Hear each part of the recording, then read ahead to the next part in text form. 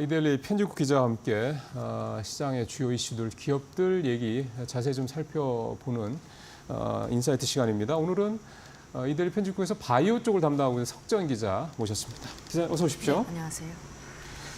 하반기에 가장 기대되는 업종 중에 하나가 바이오더군요. 상반기에 좀 못 오른 것도 있었고, 그리고 이제 미국 쪽도 바이오, 일라일리를 비롯해서 바이오주들이 계속 관심을 많이 갖다 보니까 이제 국내 바이오주들에 대한 관심도 큰데, 오늘 일단 앞서 우리 시청자분께서 이제 저희 이제 문패, 제목 내용도 보셔서 아시겠지만 알테오젠이 있어서요.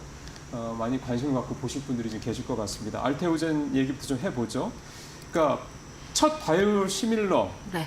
이게 이제 중국에서 허가가 났다. 네, 그렇습니다. 이게 상당히 좀 의미가 있는 건데 일단 어떻게 된 겁니까 이게? 네, 중국의 이제 치루제약이라는 곳이 이제 최근에 이제 우리나라로 치면 중국의 식약처, 그러니까 중국 국가약품감독관리국한테 허셉틴이라는 그 약물의 바이오 시밀러 제품에 대해서 품목 허가를 승인을 받았습니다. 이 제품은 치료제약의 알테오젠한테 기술 이전을 해온 제품인데요. 그러니까 알테오젠한테 돈을 주고 사온 제품입니다. 그러니까 이미 기술 이전을 한 상태고. 네, 그렇습니다. 그래서 이제 계약에 따르면 알테오젠은 이 제품이 이제 중국에서 출시되면 향후 10년 동안 임상은 이미 끝났고 이제 중국에서 이제 판매액의 일부를 이제 계속해서 로열티라는 이름이거든요. 로열티를 계속 받게 됩니다. 이게 허셉틴이라는 이게 무슨 약이에요? 허셉틴은 이제 글로벌 제약사 로슈라고 이제 들어보셨을 그렇죠, 텐데요. 로슈 유명하죠. 네, 로슈가 개발한 항암제입니다. 연간 매출액 이제 8조 원에 달하는 대형 블록버스터 의약품인데요. 네. 허셉틴 이 의약품의 이제 오리지널 의약품이라고 합니다. 로슈는 오리지널이고. 네, 이게 특허가 유럽에서 2014년, 미국에서는 2019년에 만료가 됐습니다. 그러면 바이오시밀러를 만들 수 있거든요. 그렇죠. 그래서 이제 글로벌 제약사는 물론이고 국내 제약사들도 이제 셀트리온, 삼성바이오에피스 같은 곳들이 이제 5, 6년 전에 이미 제품을 이제 경쟁적으로 출시를 한 제품입니다. 그래서 이제 알테오젠에서 이 허셉틴의 바이오시밀러를 했고 기술 이전을 이미 또 했고 이제 허가가 나서 중국에서 허셉틴 이 바이오시밀러가 이제 팔릴 수 있으니 네. 로열티를 받게 되는 거다. 그렇습니다. 원래 이제 알테오젠은 2016년에 이미 이 ATL02라는 제품이거든요. 이 바이오시밀러 제품명이 네. 이거의 임상 일상을 이미 완료를 했는데 글로벌 경쟁이 너무 심화될 것 같다고 판단을 한 것 같습니다. 그래서 이제 개발을 자체적으로 중단을 했었거든요. 예. 그렇게 묵혀두고 있었는데 이제 치료제약은 이게 중국 시장에 출시를 하면 좀 경쟁력이 있겠다고 판단을 한 것 같습니다. 그래서 치료제약이 알테오젠을 이제 태핑을 해서 55억 원 규모로 당시에 기술 수출 금액이 2017년에 애로를 했었습니다. 그 이제 치루제약은 그래서 이제 중국에서 자체적으로 임상 3상까지 2022년 말에 끝냈고요. 치료제약이 그건 자체적으로 임상을 한 거고 계속. 네. 그래서 이제 품목 허가를 신청했고 그 결과가 최근에 나온 겁니다. 이게 중국 시장에서 제품을 내놓은 세 번째 기업이 됐다고 하는 건데 이게 조금 늦은 감이 있는 게 아닌가 싶은 생각이 들긴 하지만 사실 중국 이 의료 시장 생각을 하면 워낙에 크니까 해볼만 하다는 생각도 좀 드는군요. 네, 제가 이제 중국 시장에서 허가된 허셉틴 바이오시밀러를 찾아봤더니 사실 이제 중국 시장은 그 글로벌 의약품 시장처럼 이렇게 통계가 명확하게 이렇게 잡히지 않습니다. 그래서 이제 일일이 검색을 했는데요. 제가 이렇게 찾아본 결과 이 치료제약의 제품이 세 번째가 됩니다. 중국 시장에 내놓는 허셉틴 출시된 지 세 번째. 네. 그러니까 사실 이제 삼각 구도 이런 경쟁으로 봤을 때는 사실 해볼만 하다는 거죠.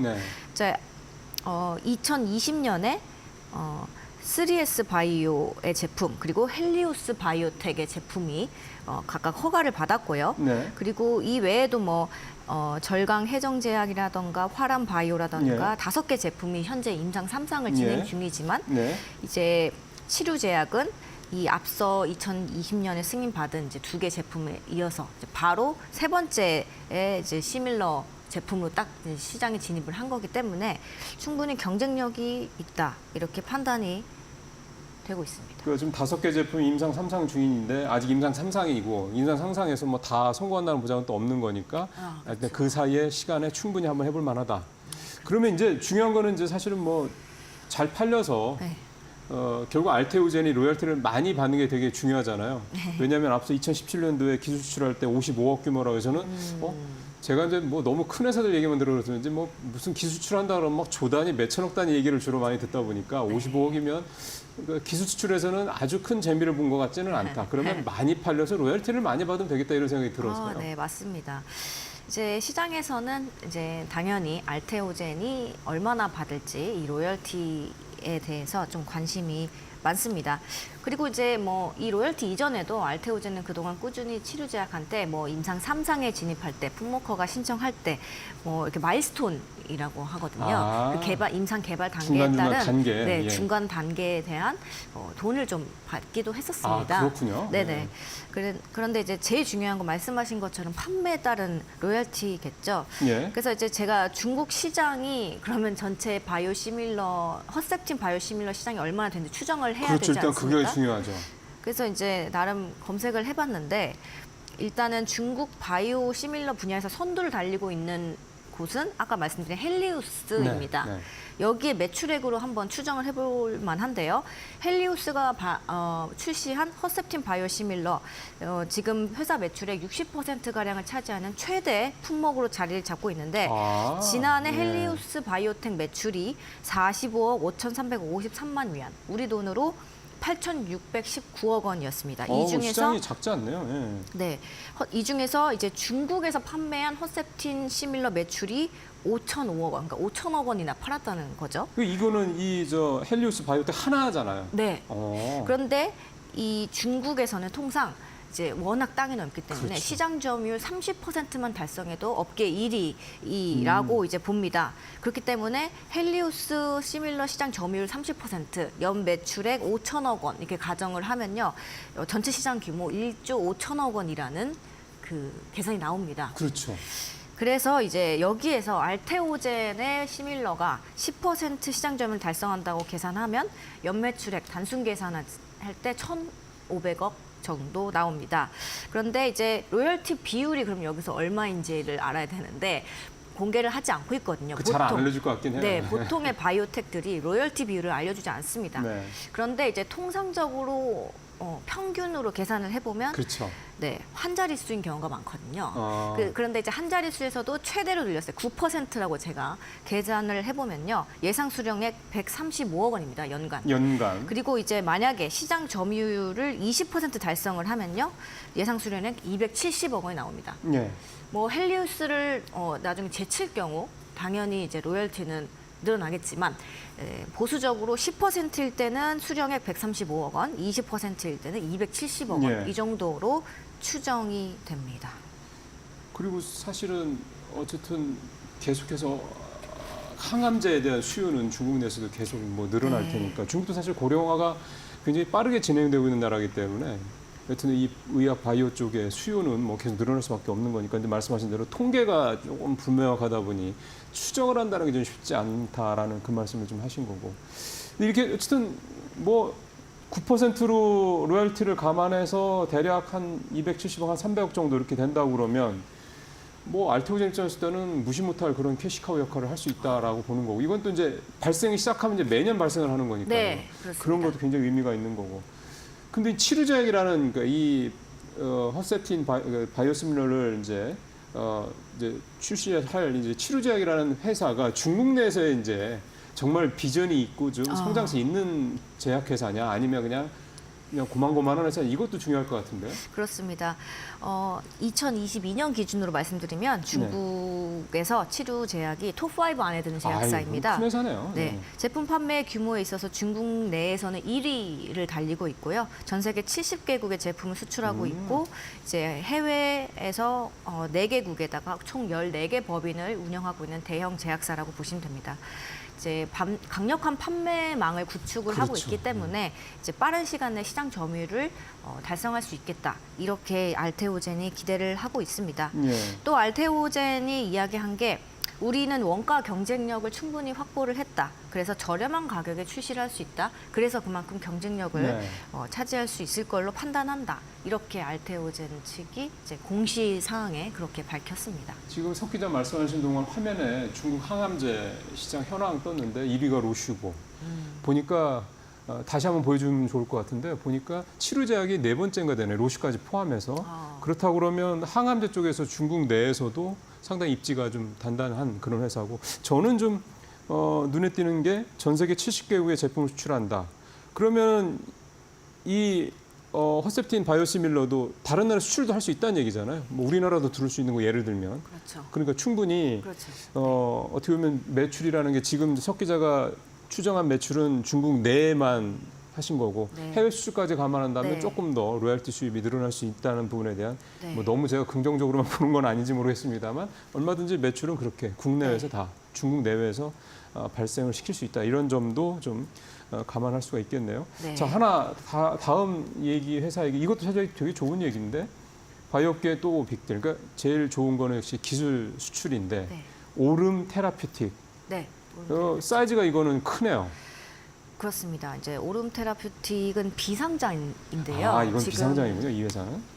지금 이제 벌써 2번째 기술 이전 딜을 발표를 한 겁니다. 굉장히 잘하고 있네요. 네. 네, 이제 항체 분해 약물 접합제 DAC라는 이제 플랫폼 개발사인데요. 엊그제 밤 16일에 이제 버텍스 파마슈티컬과 글로벌 기술 이전 딜 계약했다 이렇게 밝혔습니다. 네. 이번에 이제 오름이랑 같이 기술 이전 계약을 체결한 버텍스라는 곳은 미국 FDA 승인을 최초로 받은 크리스퍼 카스9이라고 유전자 가위 편집 기술을 말합니다. 우리 한번 얘기했었죠, 유전자 가위 얘기는. 네. 이 기술을 이제 최초로 승인받은 걸 이제 개발한 기업입니다. 네. 그러니까 어떻게 보면 빅파마입니다. 그래서 성급금, 그러니까 반환 의무가 없는 계약금이라고 말하는데요. 이건 207억 원, 1,500만 달러를 받았고요. 전체 계약 규모의 1.6%입니다. 전체 계약 규모는 1조 3천억 원. 계약금이 뭐 10% 이런 거 아닙니까? 계약금이 저희 이제 국내 바이오텍 같은 경우는 2, 3%만 돼도 상당히 높다고 합니다. 그런 거예요? 네, 1% 미만인 경우도 있고요. 그래요? 1.6%면 괜찮은 준수한 수준이다. 네, 그렇습니다. 그것만 해도 200억 원이 넘다. 네. 예. 네. 그런데 이제 이번에 독특한 게 3개 물질이 그러니까 한 번에 이렇게 묶어가지고 보따리처럼 기술 이전이 됐습니다. 번들 계약이네요, 일종의. 네, 그렇습니다. 그래서 1조 3천억 원이라는 이제 큰 규모가 나온 큰 거고. 규모가 나온 거고요. 당연히 이제 판매가 됐을 때 로열티가 별도로 계산이 되고, 또 그렇겠죠. 네, 그동안 이제 임상 단계에 있어서 어떤 이제 마일스톤 이런 것들이 이제 각각 지급이 됩니다. 기술 이전이 이제 처음이 아니라고 제가 말씀을. 또 비상장사라는 네. 말씀도 해주셨고. 네. 지난해 말에 이제 미국의 또 빅파마 브리스톨 마이어스 스퀴브라고 BMS라고 혹시 들어보셨나요? 그 회사 유명하죠. 네. 네. 그 BMS와의 딜에 또 성공한 적이 있습니다. 당시 그런데 좀 선급금 규모가 1,300억 원, 그러니까 1억 달러에 달해가지고요. 선급금이요. 네, 그러니까 혹시 나중에 잘못되더라도 안 돌려줘도 되는 금액이 네. 1,300억 원이다. 진짜 네. 1억 달러. 이건 네. 이번 거에 비하면 훨씬 더 컸네요. 네, 그렇습니다. 그 국내에서는 사실상 없었던 그 선급금 계약 규모라고 볼 수 있겠습니다. 게다가 비상장사가. 네, 그런 제가 알기로는 이 선급금 규모가 높으려면 임상 단계가 좀 많이 뒤로 진전이 돼 있거나 뭐 임상 2상 말, 뭐 3상 여기까지 진전이 돼 있거나 또는 이 후보 물질이 너무나도 확실해서 이 글로벌 제약사에서 이렇게 반환을 하고 싶지 않을 정도로 후보 물질이 매력적일 경우, 그러니까 효능이 엄청 좋다고 이제 판단할 경우 그렇게 많은 선급금 계약을 해주기도 합니다. 그러니까 지들이 잡아야 되니까 어쨌든 그렇습니다. 뭔가 큰 게 줘야죠. 그렇습니다. 제 생각에는 그 오름 테라퓨틱은 비상장사고 자금이 이제 좀 부족하지 않습니까? 그리고 임상 단계도 이제 좀 앞단이었거든요. 그래요? 그럼 굉장히 높게 평가한 거네요. 그러니까 네, BMS에서 이 물질을 상당히 성공 가능성이 높다고 평가를 했다고 보여지는 거죠. 그렇죠. 네. 그러니까 자기들도 분명히 각국의 그런 뭐 스타트업이 됐든 비상장이 됐든 뭐 큰 회사가 됐든 간에 기술 개발한 기술에 대해서 자기들도 볼 테고 자기들이 나름의 뭐 리서치 뭐 부분들이 다 있을 테니 거기서 면밀하게 봤을 텐데 말씀하신 대로라면 이 오름 테라피틱의 이 기술 부분에 대해서는 상당히 출시할 가능성이 높다. 실제 제품으로. 네, 그랬다는 얘기가 되는 거군요. 그래서 당시 이제 계약금이 2,300억 원 규모였고 그 중에 선급금이 이제 56%인 1,100억 그러니까요. 원. 네, 56%라는 선급금 비율은 이제 기존에 없었던 아주 이제 그러니까 파격에 가까운. 브리스톨 마이어스가 무지하게 이 기술을 높게 평가했다. 이제 이런 얘기가 좀 되는 건데 사실은 이 정도 얘기 나오면은 대부분의 우리 시청자분께서는 이거 얼마야 지금? 뭐 이런 생각을 하실 텐데 앞서 이제 이미 뭐 비상장이라고 말씀을 하셔서 그러니까 이렇게 비상장 시절에 이미 이렇게 대형 그런 그래서 좀 작년하고 올해 것만 합쳐도 불과 한 1년 사이에 1,500억이 넘는 선급금을 받았다는 얘기잖아요. 맞습니다. 그것도 네트로. 그렇다고 네, 그러면은 그렇습니다. 이 회사는 도대체 언제 IPO 하는 거야라는 관심을 당연히 가지실 것 같아요. 일정이 좀 나왔습니까? 네, 나왔습니다. 그 지난달에 오름 테라퓨틱이 코스닥 상장을 위한 상장 예비 심사 청구를 거래소에 했습니다. 아, 이제 심사 청구를 냈구나. 네, 네. 그래서 이제 평가를 받아서 IPO를 할 건데 그렇죠. 이제 기업 가치가 한 5천억 원 안팎, 지금 현재 시장 가치가 그 정도로 평가를 받고 있는데 중요한 건 이번에 이제 버텍스 딜이 나오기 이전 가치가 얘기인 거죠. 네, 네. 5천억 원이었습니다. 그러면 이제 시장에서는 이제 거의 1조 넘보는 거 아니냐 이런 그렇게 될 것 전망이 같은데요? 네, 나오고 있습니다. 왜냐하면 이 회사가 이 두 개 기술을 개발한 거 말고도 그냥 놀고 있지는 않을 거 아닙니까? 아, 그렇죠. 그러니까 이 두 개만 가지고도 작은 이런 바이오 스타트업이 이런 기술을 만들어내서 이런 대형 빅파마가 말씀하신 대로 큰 제약회사가 해외 제약회사가 막 그 계약금도 일반적인 관행보다 훨씬 많이 줄 정도로 가져갔다는 얘기면 다른 기술에 대한 기대감도 또 충분히 가질 수가 있는 거라 일단은 기업 가치는 지금 얘기 나오는 것보다 훨씬 더 올라갈 가능성이 높다는 얘기가 되는 거고 이게 중요한 게 그러면은 이제 이 오름 테라피틱에 대해서 이제 알고 계시는 이제 시청자분들께서는 그래 알겠어 좋아 뭐 싸게 상장하면 더 좋지 요즘 가뜩이나 기업 상장이 과도하게 고평가돼서 상장해가지고 불편한 분들이 많으신데 그러면 시점이 되게 궁금한데 이제 신청을 했으면 좀 아직 많이 걸리겠네요. 아, 그렇죠. 이제 제가 며칠 전에도 한번 이야기를 들었었는데 요즘 거래소에서 이제 상장 예비 심사 승인을 내주는 기간이 상당히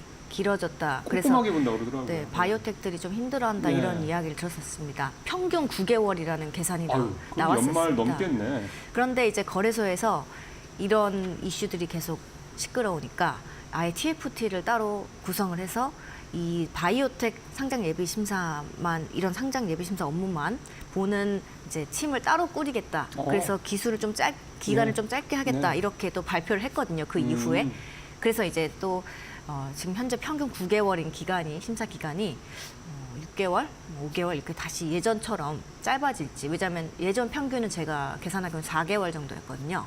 그거보다는 더 길어질 수는 있겠지만 그래도 일반적인 기업들의 평균 준비 그 상장 심사 기간보다는 훨씬 짧을 수 있다. 네, 그렇게 짧아지지 않을까? 오름 테라퓨틱이 이제 그 대상이 되지 않을까? 그러게요. 이렇게 이제 해볼 만하다고 봅니다. 이렇게 지금 큰 기술 이전권을 두 개나 연달아서 낼 정도라면 재무 구조도 뭐 아주 뭐 부진하지는 않을 것 같다는 그런 생각도 좀 들어서 어쨌든 네, 네. 또 좋은 바이오 우리 네. 기업 하나가 네. 시장에 상장이 돼서 네. 투자자분들한테 또 좋은 어떤 그런 투자 대상이 될 수 있지 않을까 기대를 가지면서 네.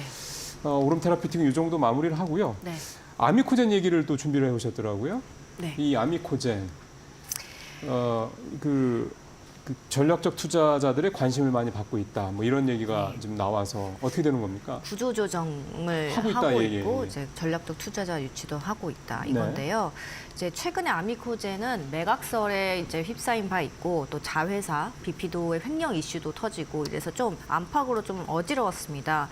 그래서 그리고 또 아미코젠의 현재 재무 상황을 볼 때 어떤 식으로라도 투자 유치를 받거나 아니면 투자 유치가 여의치 않으면 그 매각이라도 해야 되는 거 아니냐 이런 의견들이 좀 나왔었는데요. 네. 그 이면에는 최근 1,300억 원이라는 이제 큰 돈을 투자해서 공장을 지었다 이런 것이 좀 무리수로 작용했다 이런 분석이 좀 있었습니다.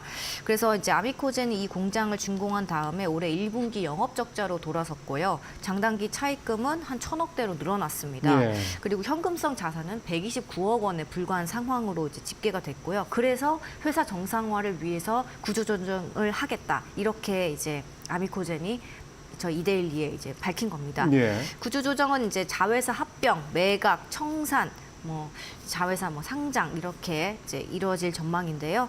아미코젠은 지난해 기준 자회사랑 관계사 모두 합쳐서 무려 24곳이나 보유를 하고 있었습니다. 네. 이 중 최소 6개 기업에 대한 구조조정을 진행을 하고 있다 이런 설명입니다. 예. 뭐 간단히 말씀드리면 먼저 중국의 자회사가 있는데요. 바이오팜 유한공사라는 곳인데 여기는 이 일부 지분을 매각한 다음에 중국 시장에 상장시키겠다 이런 계획을 밝혔습니다. 예. 이 회사가 매출 지난해 1,203억 원을 기록을 했는데 전체 아미코젠 매출액의 무려 75%를 차지하는 핵심 그러게요. 자회사로 거의 꼽힙니다. 다네요. 예. 네, 그래서 기업 가치도 지금 1,000억 원 수준으로 지금 나왔는데요. 그래서 이제 중국 시장에 상장시키겠다 이렇게 밝힌 것 같습니다. 네.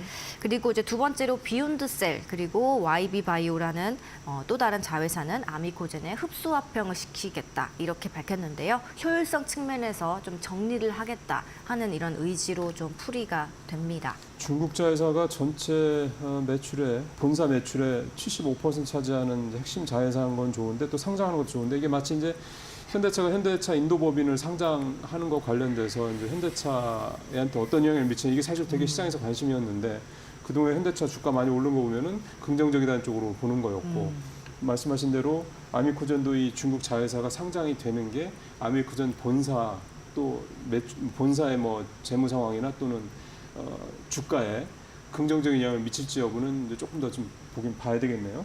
자, 그다음에 이게 이제 결국은 여러 가지 뭐 그 회사 좀 어떻게 보면 여기도 이제 마치 앞에서 이제 제가 말씀드렸던 그 SK 같은 이런 데처럼 사업 그 회사 내 이렇게 굉장히 뭐 많은 자회사를 갖고 있는 회사였기 때문에 사업 재편을 좀 하고 있는 거잖아요. 네. 이제 이게 지금 현재 그러면 어떤 식으로 정리가 되고 있는지 어떤 절차가 진행 중인지 이것도 좀 정리를 해주시면요. 네, 뭐 또 이 밖에도 헬스케어 유통업을 하고 있는 AP 그리고 아미코젠, 파마, 메디플 뭐 이런 기업이 이제 여러 개 있는데 각각 청산, 매각 절차를 이제 밟습니다. 이 중에서 이제 아미코젠 파마라고 신약 개발 자회사가 하나 있습니다. 그런데 이 회사는 현재 이제 스스로 사업을 영위할 수 없는 상황이라고 하더라고요. 정리를 그래서 해야 되겠네요. 예. 네. 그래서 이 모든 것들을 다 계획한 대로 구조조정을 마치면 한 30% 정도 자회사를 정리할 수 있을 거다 이렇게 회사가 판단을 하고 있습니다. 예, 그러니까 청산하는 기업들도 지금 말씀하신 대로 있을 수 있고, 그다음에 이제 또 매각하는 기업들도 당연히 있을 수 있고, 그다음에 앞서 이제 중국 자회사는 상장 쪽으로 좀 포커스를 잡았고, 네. 그러면 이제 아미코젠이 매각하려고 하는 자회사들을 누군가한테 팔아야 되면 상대가 있어야 되는데 관심들이 좀 있는 모양이라면서요. 그렇습니다. 아미코젠에 따르면 이제 아미코젠의 최대 주주인 신용철 회장을 인터뷰를 한 건데요. 네. 이제 5개 기업이 관심을 가지고 있다고 합니다. 이 5개 기업에는 대형 제약사도 있고 국내 대기업도 있고 그 좀 이제 자금 사정이 넉넉한 곳들이 그러게요. 좀 관심을 보이고 있다고 네. 해서 이 부분은 조금 긍정적이지 않나 이렇게 평가가 되고요. 예. 그 거래가 이제 구체화될 경우 그 단순히 자회사만 사가는 게 아니라 아미코젠 전체를 사갈 수도 있지 않겠습니까? 아, 그러면 아미코젠의 최대 주주가 바뀔 수 있다 이 말씀이네요. 그렇죠. 그래서 그 신용철 회장에게 그렇게 최대 주주가 바뀌는 것도 허용하겠냐라고 물었더니 그렇게 할 수도 있다 이렇게 이야기를 해서 그러면 얘기가 완전히 달라지죠. 그래서 앞으로 이제 어떻게 네. 매각 또는 M&A가 이루어질지 관심 있게 지켜볼 필요가 있는 것 같습니다. 예, 지금 아미코젠 주가가 5,350원. 뭐 오늘 전체적으로 시장이 좋지 않으니까 1% 네. 조금 넘게 떨어지긴 하는데 네. 만약에 이제 경영권을 전체를 다 매각하는 수도 있다라는 상황이 네. 된다 그러면 아미코젠 자체가 또 시장의 매물로 좀 나와 있다라는 의미로도 해석이 돼서요. 또 바이오업계에 또 어떤 어떤 변화들이 또 생길지 좀 관심을 갖고 지켜볼 필요가 있을 것 같습니다. 네. 오늘 석정 기자와 함께 그래도 오늘은 바이오 관련돼서 좀 좋은 소식도 좀 많이 있었네요. 네, 네, 그렇습니다. 말씀 잘 들었습니다. 네, 고맙습니다. 감사합니다.